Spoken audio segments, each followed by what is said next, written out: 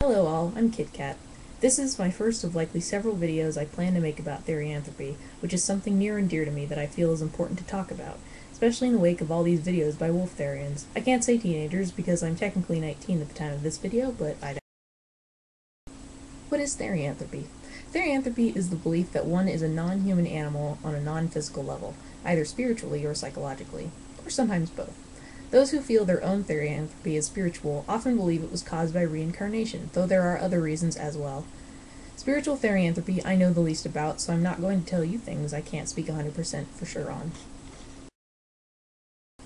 Psychological Therians, which is short for Therianthropes, usually believe their therianthropy was caused by physical trauma to the brain at a young age, that caused their brain to develop in such a way that they partially identify as non-human, or due to natural, perfectly human wiring that they were born with that, again, meant they wound up identifying as human and non-human simultaneously. My own therianthropy is psychological, and I go with the latter statement simply because it makes the most sense. The biggest part about therianthropy is what non-human animal one identifies as, not with. I identify as a jaguar. My entire life I have always felt human and feline as far back as I can remember. It's not a conscious thing I thought about, but rather was an underlying gut feeling I've always had.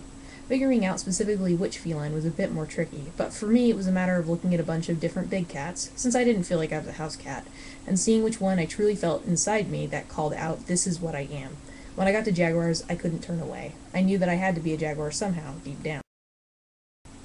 I want to mention that the most common stereotype one will find online is the wolf. A lot of people have different reasons as to why that is, and the most frequently cited one is that wolves were everywhere in the past, and that they were hunted to near extinction, meaning their souls had to go somewhere. Well, following that logic, there should be way more Therians of other stereotypes that are currently far more endangered, and that's not even talking extinct species. Therefore, I believe wolves are so common for psychological reasons, especially with teenagers.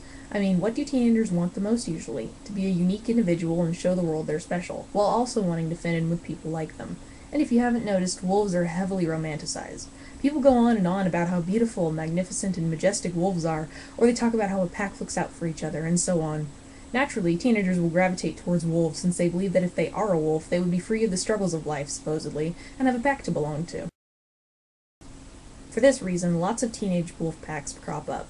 Online, you can find them primarily on Facebook and Instagram, though plenty of people have made them on .web sites too. Hopefully for those teenagers, it's just a phase, and we do our best to keep them from representing therianthropy.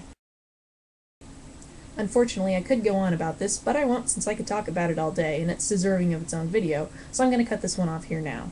If you have any questions or comments, put them down below, and please give me your input in the poll in the description so I know what video to work on next. Bye-bye!